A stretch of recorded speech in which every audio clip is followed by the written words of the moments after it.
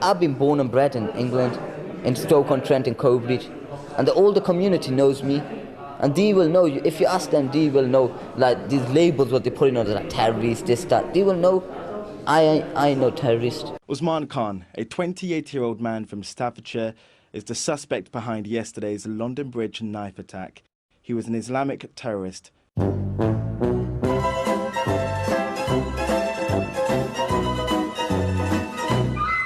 So let me get this straight. The dude who complained about people in Britain being Islamophobic for drawing a connection between Islam and terrorism thought he'd prove his point by becoming an Islamic terrorist. Bruh. But we shouldn't be too judgmental. Much like the judges who freed Usman Khan after he served just 8 years of a 16-year sentence. Because it's not like Khan had plotted to bomb the London Stock Exchange, the US Embassy, and kill Boris Johnson. Is it? Oh. But it's not like they freed him despite Khan being upgraded to a Category A prisoner after he made threats against senior prison staff. Is it? Oh. But it's not like Khan's would-be accomplices in his plot to bomb the US Embassy and the London Stock Exchange are back on the streets of London. Is it? Oh. But again, don't be too judgmental. I know terrorists. Just because he stabbed a bunch of people and was wearing a decoy explosives vest, was it really necessary to shoot him? Well done to the public and the police on the fast response on London Bridge, but was there any need for the police to kill the man? They could have easily arrested him, but murdered him instead. State murder doesn't sit well with me. Everyone already knows the shooting was clearly reckless and unnecessary. He could easily have been arrested. Yeah. Looks like it would have been so easy to arrest him. Mayor Sadiq Khan reacted to London's 5th Islamic terror attack in the space of 2 years by saying it proved diversity was a strength. One of our strengths is our diversity. There are people out there who hate our diversity. Just like London's knife crime epidemic, 73% of which, according to the Metropolitan Police, is carried out by black or ethnic minority offenders, also proves diversity is a strength. Diversity. A strength that countries like Poland, Hungary and the Czech Republic are too racist and backwards to enjoy. In the past 100 years, Poland has experienced one single terror attack. A package bomb detonated next to a bus in 2016 that injured one person. Since 2013, Hungary has experienced 2 minor attacks which injured 2 people, and the Czech Republic went 50 years without a single person dying in a terror attack on its soil. Now, I haven't quite been able to put my finger on it, but could there be some kind of connection between the relative safety of these countries and the kind of people who live there? But who needs safety when you can have diversity? I know which one I'd choose. Diversity. Who needs actual borders when you can just have internal diversity barriers? Because they work really well.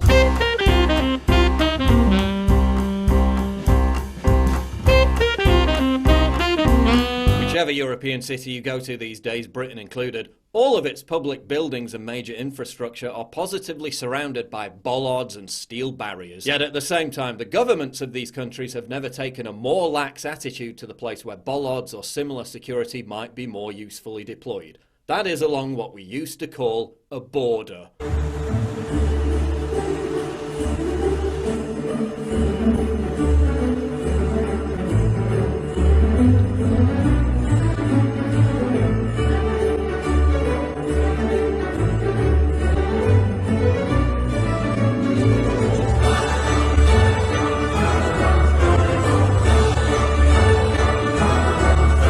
Some parts of the UK are so diverse that this Pakistani actress couldn't tell Bradford apart from her home country. Amazing. It's my first trip to Bradford and it is like mini Pakistan for me, and the love, the passion that everyone has, it's so welcoming and I feel like I am actually in my own country. It seems like the only thing about the UK that remains immune from diversity is the billboards telling white people to sterilise themselves. Meanwhile, some parts of Sweden are so diverse that they just experienced 100 explosions in the past year alone. What's going on?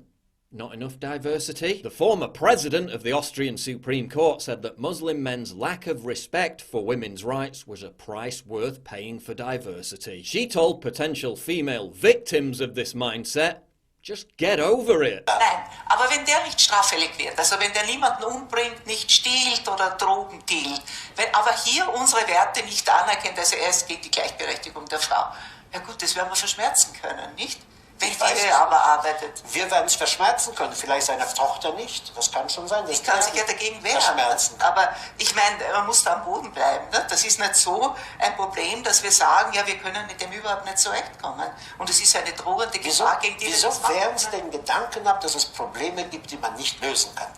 Sagen Sie mal bitte, wieso glauben Sie... Wir müssen damit leben. Ja, da müssen wir es akzeptieren, dann müssen wir damit leben. Ja. British Labour MP Naz Shah shared a Twitter post which said that abused girls sex trafficked by Asian grooming gangs just need to shut their mouths for the good of diversity. What baffles me is that despite believing so vehemently that diversity is a strength, left-wing politicians reside in the least diverse areas possible. As Tucker Carlson said, our leaders are for diversity, just not where they live. Now let's consider how the other half lives, the people who are making these decisions about immigration and demographic change.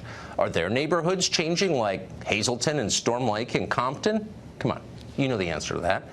LA County is now overwhelmingly Hispanic, but not upper-income Malibu, where the famous liberals live, where everybody supports these changes. Malibu is still 80% white, 87% white, actually.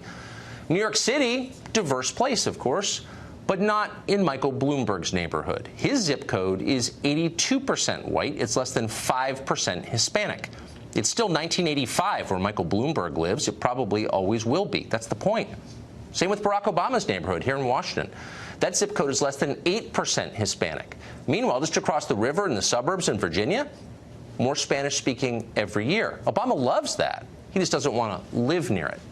Diversity for thee, but not for me. The majority of the ISIS terrorists who carried out the Paris massacre entered Europe as migrants or refugees. ISIS even bragged about this in their own magazine. At its height, there were more British Muslims in ISIS than British Muslims in the British Army. But the question remains, are Islamist terrorist attacks in Britain, and indeed across Europe, a price worth paying for the benefits we get as a country from Muslim immigration? The benefits that I don't think anyone can deny are incredibly lengthy and are listed here. Some biased, disgusting right-wing propaganda institution did a massive study that took 1,001 data points from 87 different studies, which concluded, and get this, that diversity wasn't a strength. Seeking to answer whether continued immigration and corresponding growing ethnic diversity was having a positive impact on community cohesion, the study found the opposite to be the case. The researchers concluded, we find a statistically significant negative relationship between ethnic diversity and social trust across all studies. What bigoted, hateful, Islamophobic, fascist institution could possibly have been behind such a study? It was the University of Copenhagen in Denmark.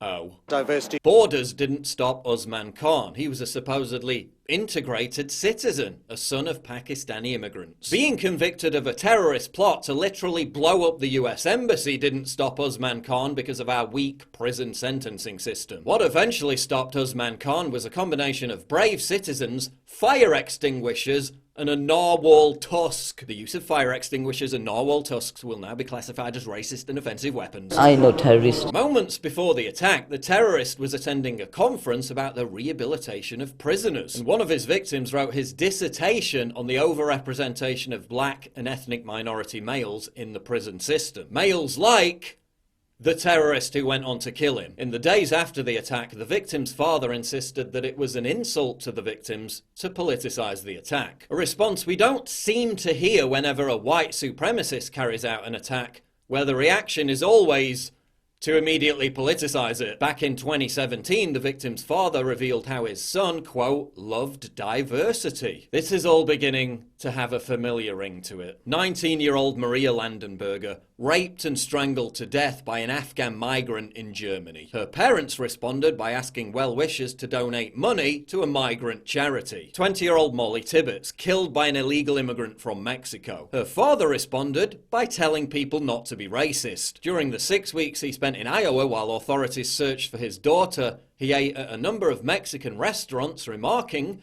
"The Hispanic community are Iowans, they have the same values as Iowans. As far as I'm concerned, they're Iowans with better food." The day after hundreds of migrant men molested and raped 2,000 women in Cologne, Germany. Feminists responded by visiting the local migrant center and handing out roses to the migrants. Tolerance means shutting people up. Intellectual freedom has receded because diversity means uniformity. Thousands of years ago, the Aztecs sacrificed their children to the rain god for the sake of a good harvest. Some may ask the question today, are we sacrificing our children to the gods of political correctness for the sake of diversity?